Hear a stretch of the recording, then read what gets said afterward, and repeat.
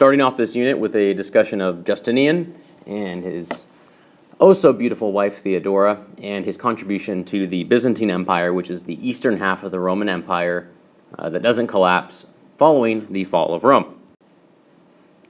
There he is, a lovely mosaic right there. Good-looking chap. All right, so recap of how we got to the Byzantine Empire. Diocletian, remember, he establishes the Tetrarchy around about 300. Then Constantine is going to move the capital, Constantinople.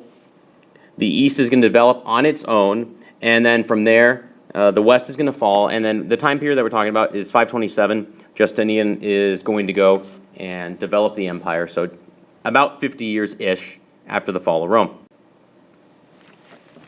Now, in order to understand this great man, we must understand his woman. Miss Theodora looks very beautiful in that mosaic there. She was a monophysite.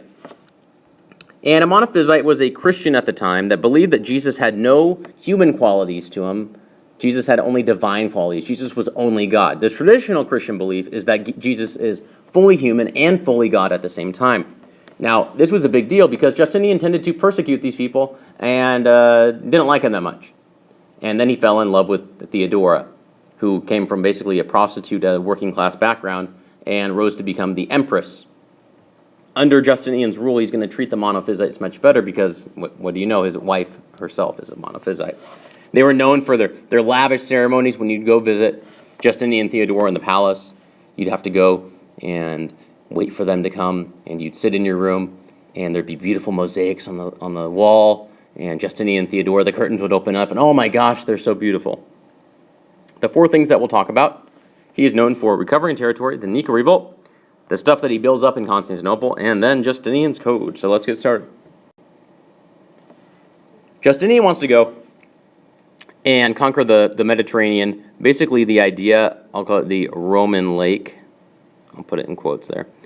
The idea of the Roman lake is the Mediterranean used to be, basically owned by Rome, and he wants to reconquer that. And he does actually relatively. I'll show you the map here in a sec. But he basically is able to recover this territory. So Justinian goes over to northern Africa, defeats the Vandals, and then he fights the Ostrogoths in Italy. This takes a long time, 17 years, and if it's a long time, it's going to be costly in terms of human lives and expensive. Justinian was a pretty shady type of guy. He would go and cancel his army salaries. He would go and say that he would sign fake letters saying that people had given their money to Justinian. He would cancel their salaries, saying that they had gone and donated their salary to Justinian. So he did face a lot of internal revolt, especially in his early days. In order to prevent a Persian invasion as well, he went and paid them off too. So he goes and is able to conquer his territory, but certainly at some form of a cost. So here's a map, and at Justinian's ascension is right this area, and then he's able to go, and like I said, costly in terms of lives and money, but he does kind of basically get back the Roman lake. And another shot. Now the Nika Revolt. The word Nika means victory or conquer. Back in the day, it was fun to go to this building, the Hippodrome, to go watch some horses race, chariot races. And the big two teams in the day were the Blues and the Greens. Both teams were not happy with Justinian for several reasons, taxes being one of those things, and also two of their people had been arrested, and Justinian wasn't going to let them free. Both of these teams, if you were a blue, you hated the Greens, and if you were a green, you hated the blue. And it went beyond just fans. They were kind of like political parties too.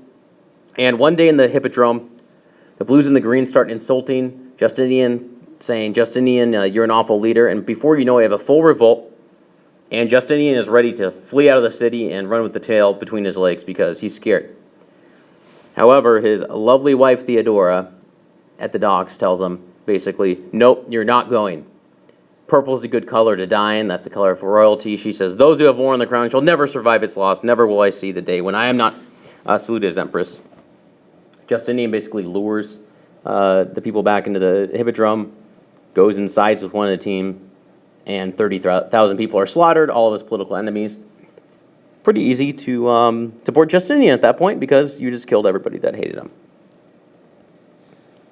Here are the remains in Istanbul today of the Hippodrome. You can see the obelisk obviously has Egyptian influence. In addition, he builds up the capital. He puts walls around it.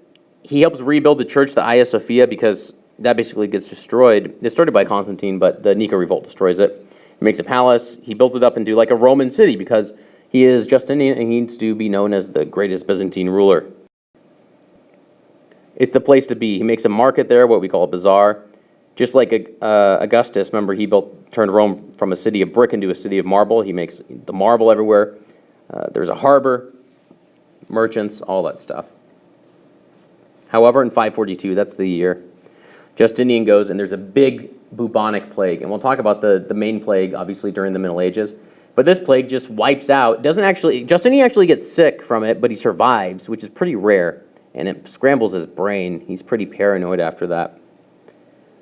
But it ruins the economic capacity of the Byzantine Empire. It's pretty devastating. In about 30 years, a half to a third the population, depending upon the estimate, just is completely wiped out because of this plague. So it's called like Justinian's plague sometimes. And of course, Theodora got blamed for it because it's Theodora. You can pause here, take a look at the city, and you can see the Hippodrome, the Hagia Sophia, Justinian's palace, and then some of the walls that are built, and then the Golden Horn here. And another shot too. Last but not least, Justinian's Code. Code means laws, and codifying means lawing or putting into law. You need to know the Justinian's Code. Very famous in terms of law codes. You think about Hammurabi's Code, 12 tables of law, and then Justinian's Code. The 4 parts to Justinian's Code are the Code, the Digest, the Institutes, and the Novelle. And I know I'm pronouncing some of these wrong, especially Novelle, because it's Latin.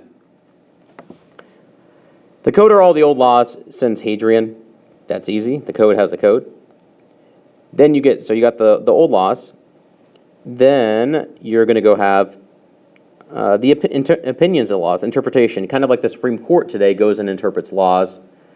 It's one thing to have a law. Another thing is to go, what does it actually mean? So the interpretation is called the digest. It basically allows them to digest the law, if you want to remember it that way. The institutes, I want to learn law. I want to go to law school.